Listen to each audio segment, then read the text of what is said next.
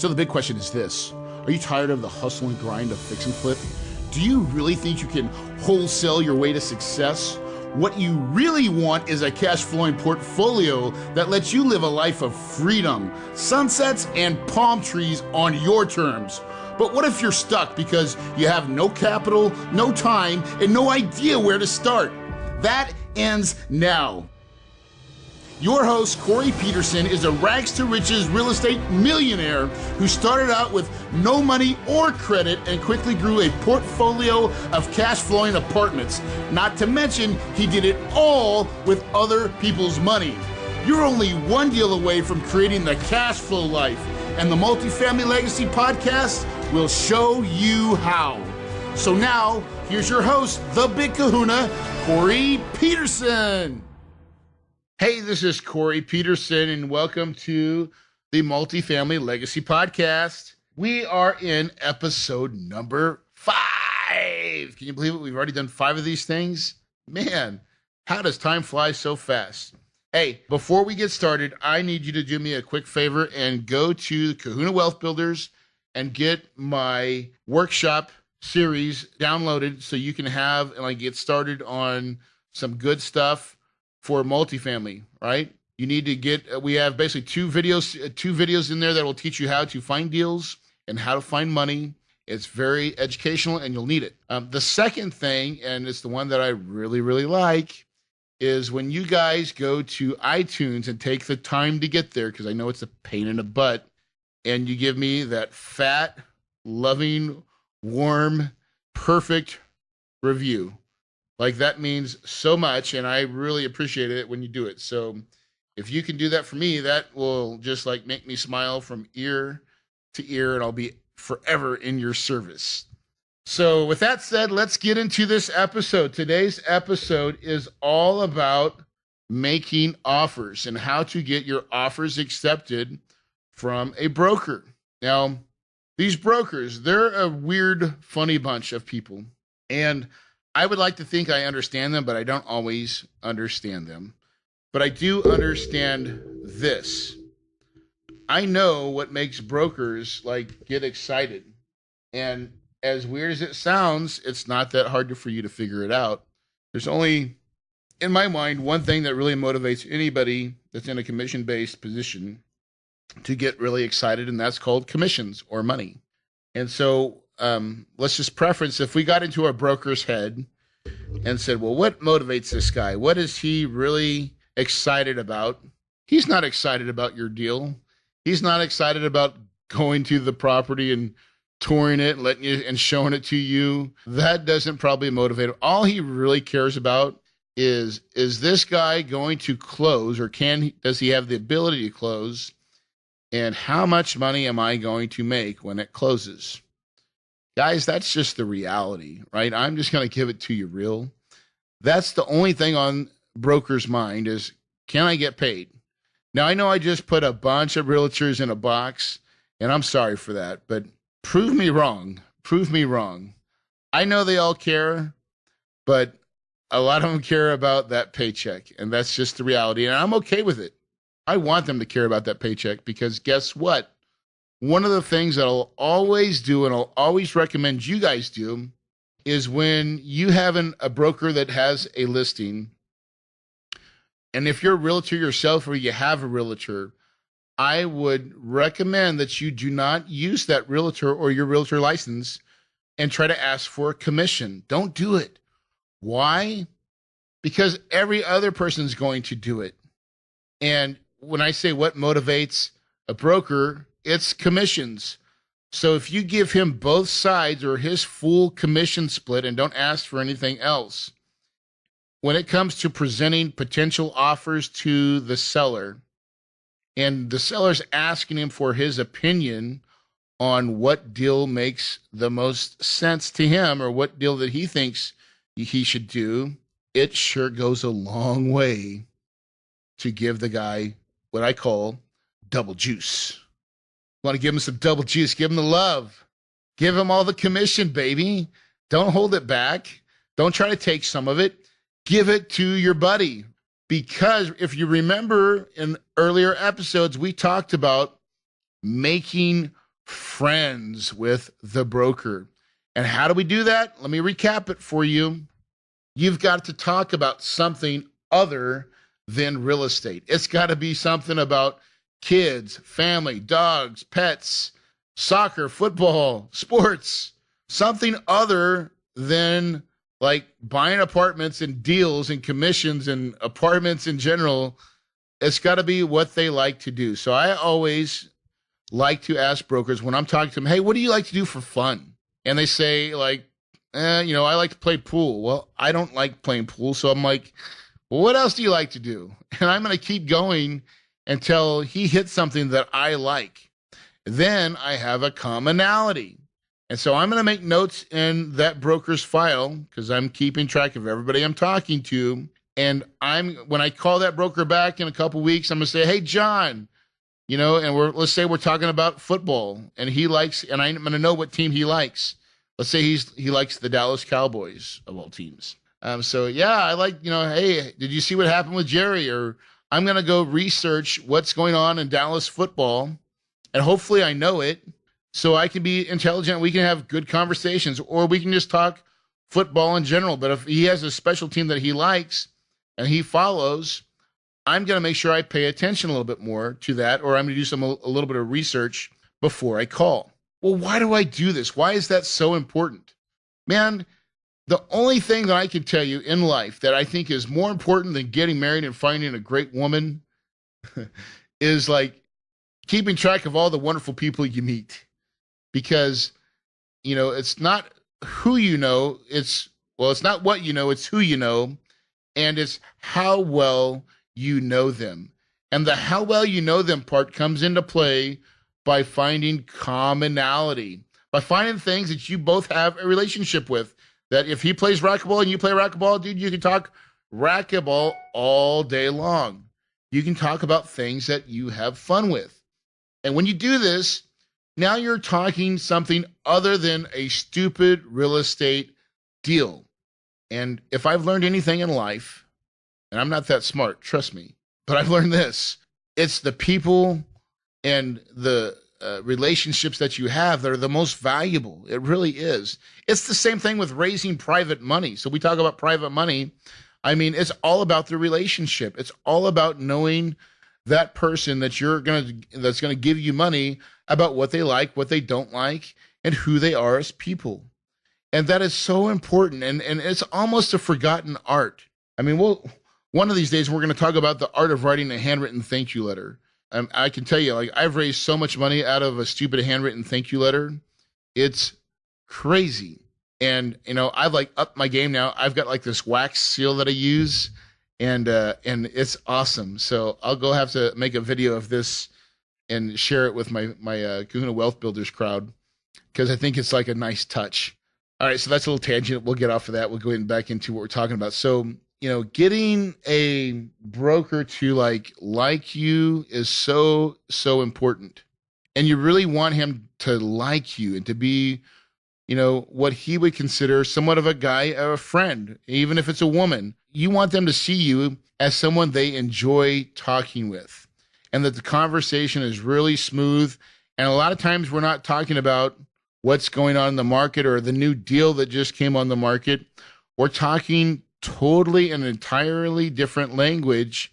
And then we come back to the reason we called.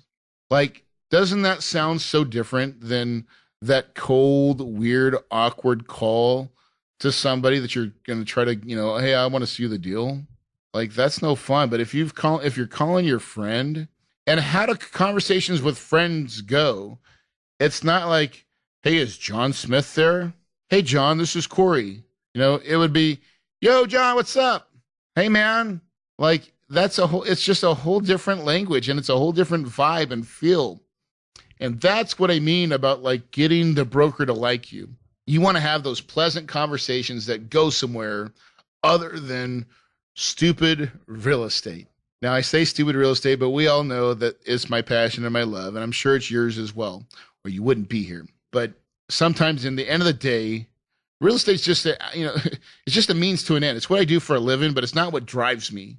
What drives me is my friends, family, and the people that I care about. right? And hopefully that really comes through like perfectly crystal clear, because I could care less about real estate. I love it, but at the end of the day, the only thing that really drives me is my wife, my kids, my family, and my friends. And, I'll put God on top of that, and that's really how it rolls. So, anyways, getting the broker to like you is important. The next thing, so now let's talk about the physical. Like, if you're going to make an offer on a property, what does it look like? Like, what's in there?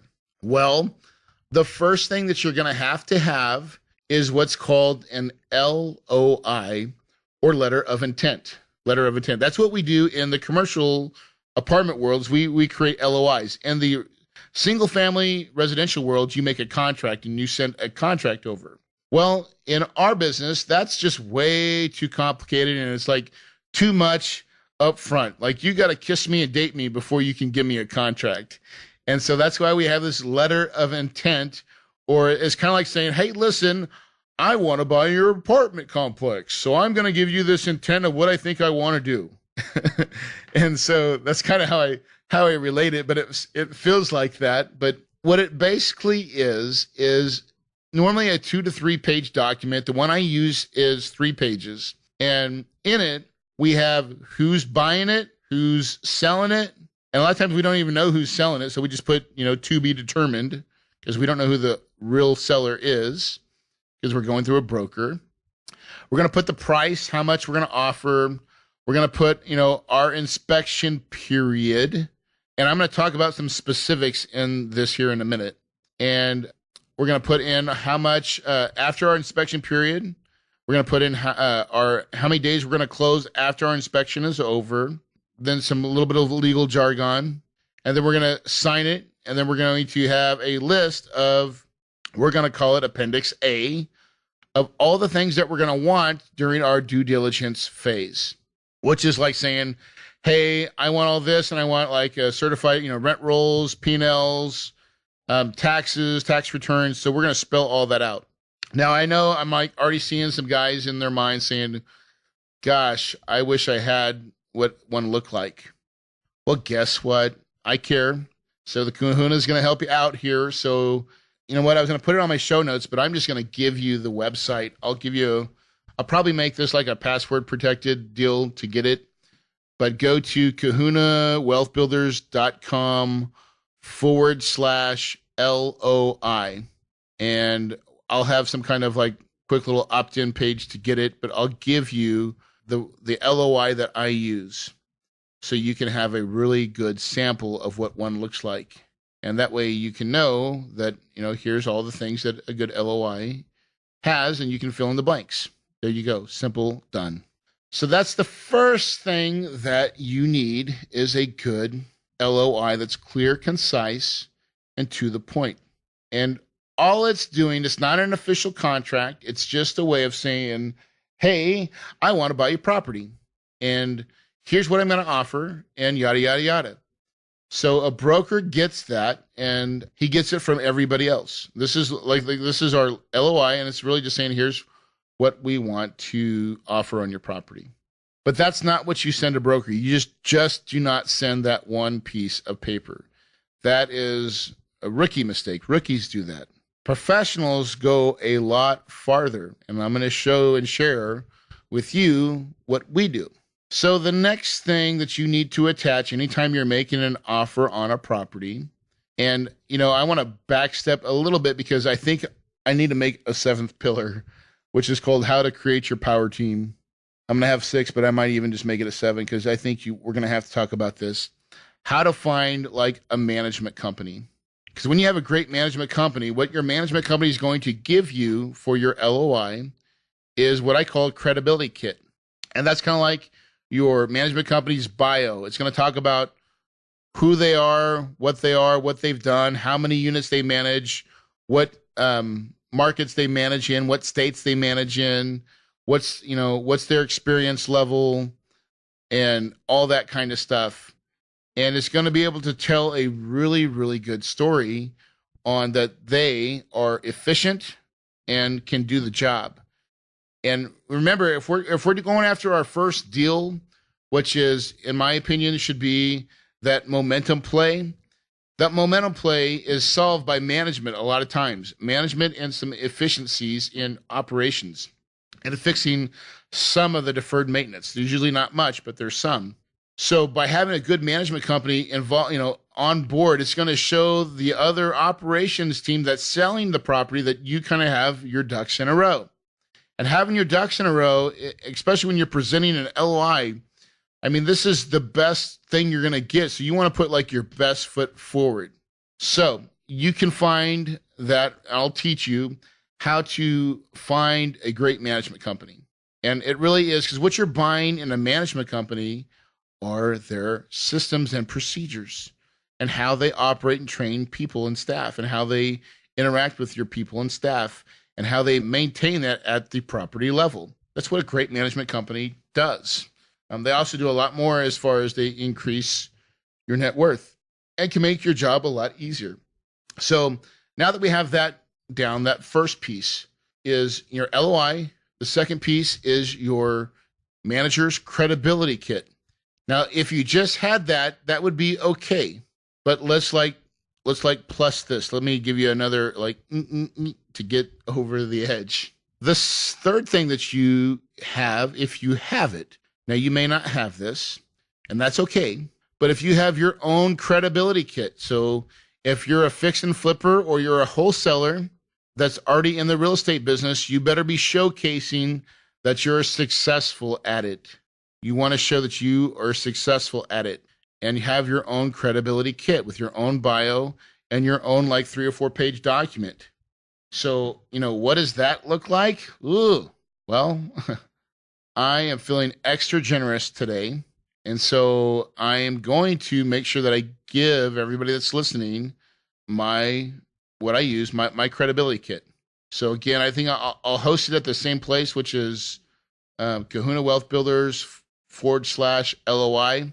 So go there and you'll have a quick little opt-in. And also I'll give you my LOI, and I'm going to give you my property brochure.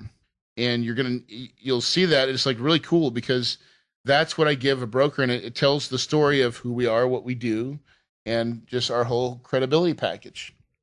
And that means something. Now, if you don't have one, don't fret it. It's not like the end of the world. But does it help? Of course it does. Now, sometimes my management company that I work with, they're so busy making an offer, sometimes they even forget to include my credibility kit. So I know it doesn't really matter. But this third thing, or the fourth thing that I'm going to say that you need to try to make sure that you put in there, let me just back up just a minute here to say what it is. The fourth thing that you need to have is what I call a proof of funds. And so I got to give you my version of what I think a proof of funds is and what it's not. And what it is to a broker that you're going to present it, he's going to present it to a seller. There is no allegiance there for me. So a proof of funds is worth about as much as the piece of paper that it was printed on the moment it was printed, and it is worthless the second you press print, because at any given time after you press print, things can change.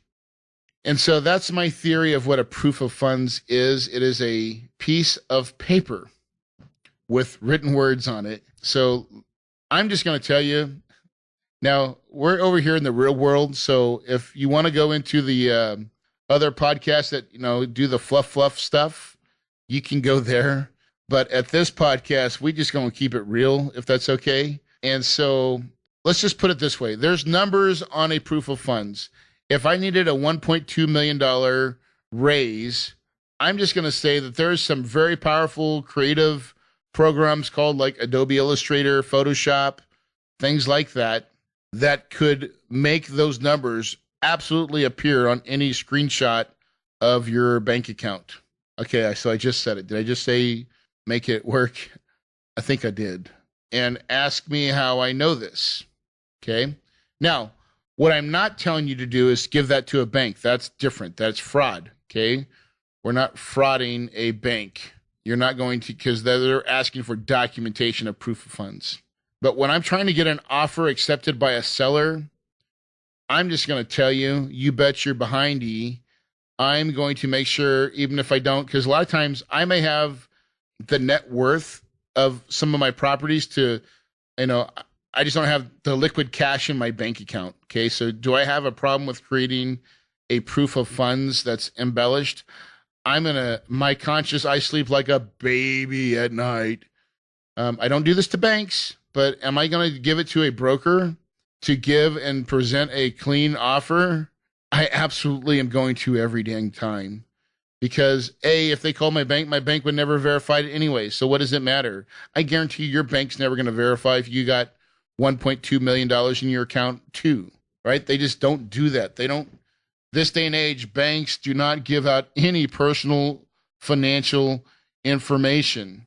And again, that proof of funds was just as good as the day that you hit print or you made numbers magically appear on it before you hit print. So I just gave you a real trademark secret of how you get your deals accepted, and I will hope everybody took notice. So again, this is the real world that we're talking about, guys. I'm giving you like how you get it done, not especially if you're new. And I still do this. I mean, I'm not new, and I still do this.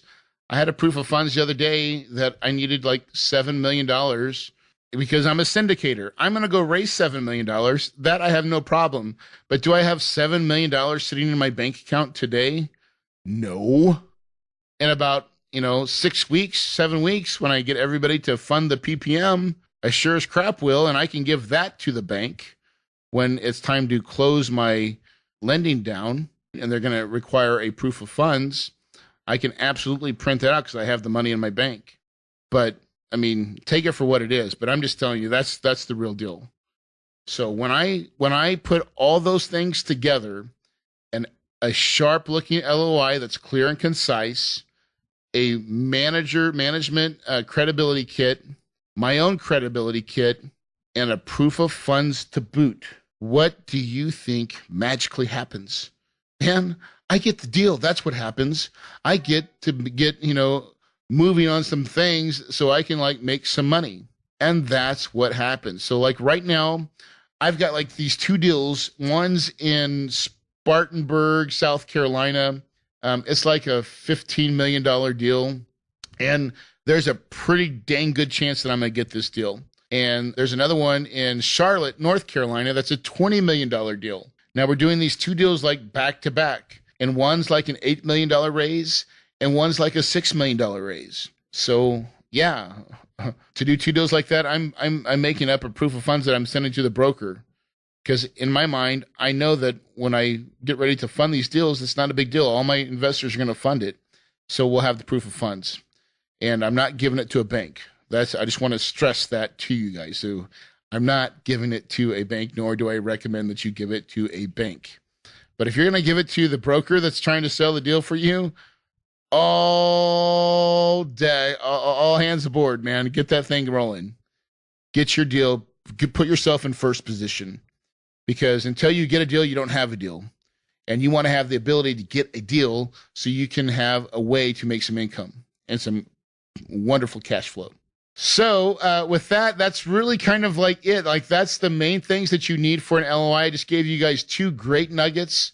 I'm going to give you my LOI, my credibility kit. You're going to like that. And with that said, let's see here. I've got 20. This is actually a little smaller podcast, but really there is not much more to say than that. I mean, it's about the relationships. Let me recap it. It's about that relationship with the broker. Make the broker your friend. Let them know that you're always paying attention. That's what's going to make your LOI have so much credibility too. And then having your ducks in a row with your management credibility kit.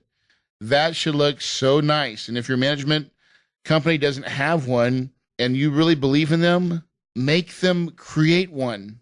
You have to have it. You have to have that's a big selling piece. Now, truly the right management companies are going to have it. They're going to have it. I promise you. Because they're out there trying to get business too. And so they're going to have what you need to help promote, the product that they're delivering. But when you get it right, you're going to have a lot more success in getting offers accepted. The other thing, you know what? We got a little more things to go. Okay, here's the other let me give you all the other dirty little tricks. Because the broker is your friend, This is so important. Why the broker is your friend. You're giving them double the juice. Remember that. We've given them a wonderful looking property packet. But here's the key. I am the very last person to ever submit my LOI. So if there's a call for offers at Friday at 5 o'clock, I'm calling the broker. Because I went and already visited the property. He knows that I'm interested. And so I'll call him at 5 o'clock and say, hey, listen, John, I want to submit an offer. I just got back to the office. I'm getting ready to send it. Now listen up. Here's the critical words that you need to say. Hey, I'm looking for some pricing guidance on this offer. And this is where I just play hot or cold. I don't want to be the very highest bid in starting off, because all I really want to do, John, is make it to what's called best and final. I just want to make it to best and final, John. So what range do I need to be in to assure that I'm going to make it to best and final? I don't want to put my best foot forward now. I just want to make it to the to the big boys table. And if you say it kind of like that, they're going to understand what you're saying, and they're going to give you a number or a range.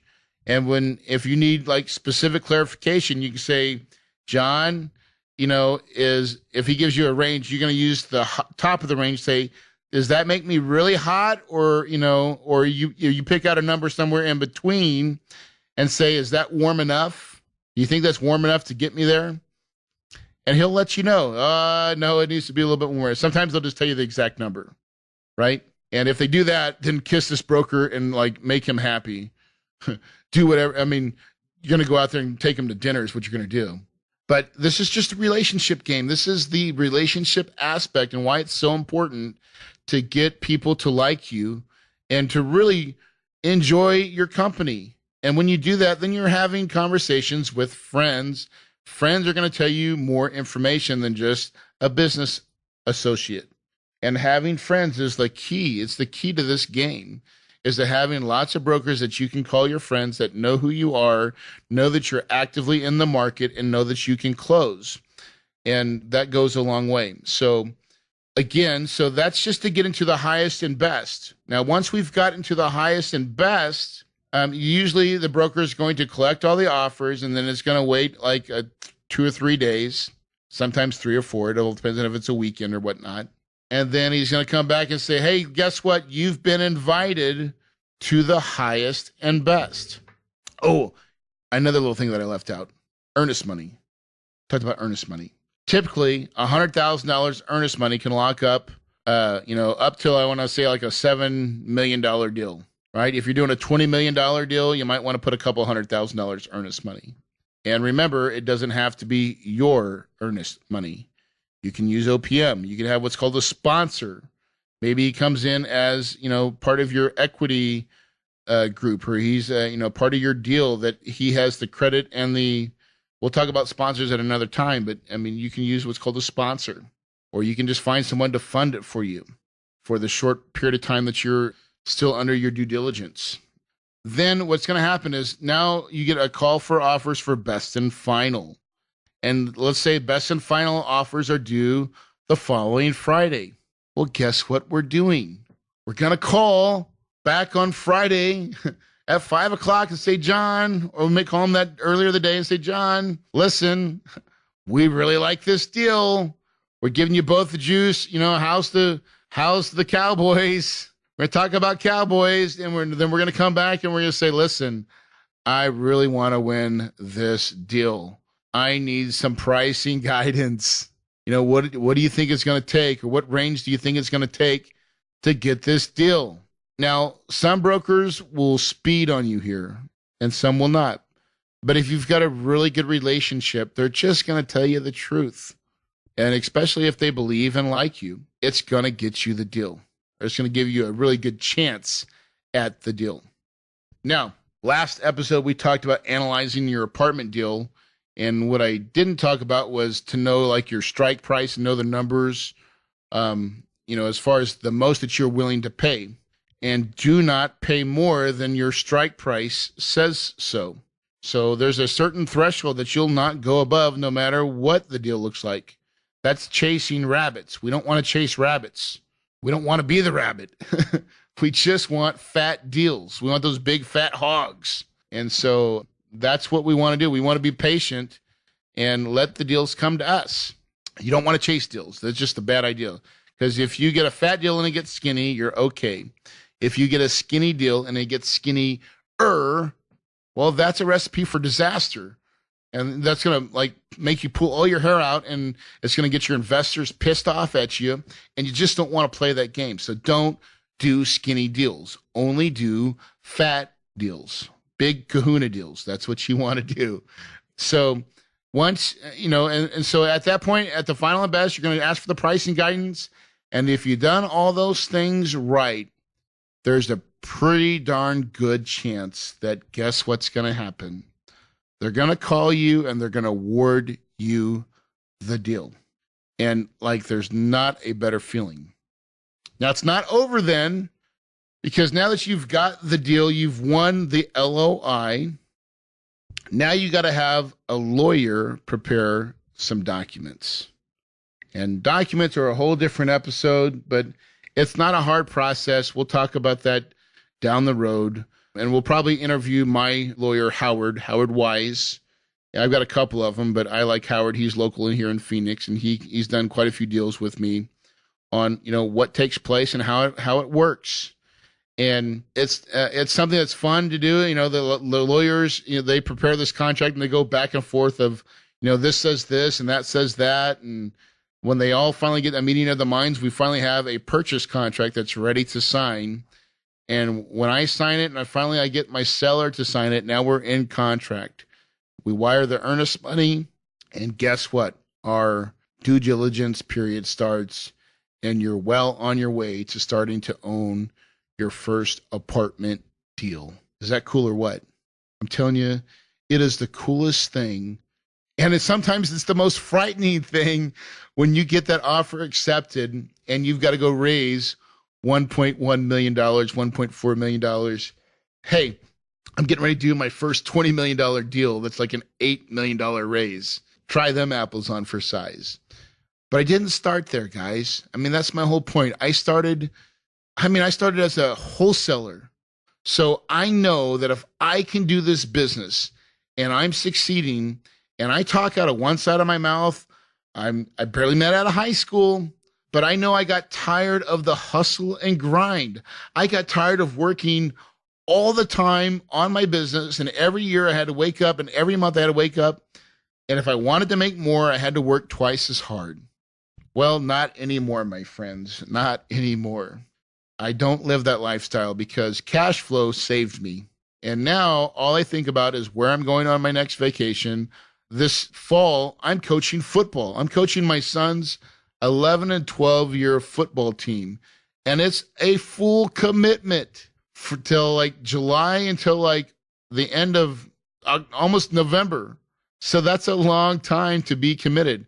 Now, I've still got some travel days and stuff that I'm working in there. But, that's the ability. That's what multifamily has given me. It's given me all my time that I want to spend. I can spend it and really structure things in a way that I am my own boss. So I want to leave you guys with that.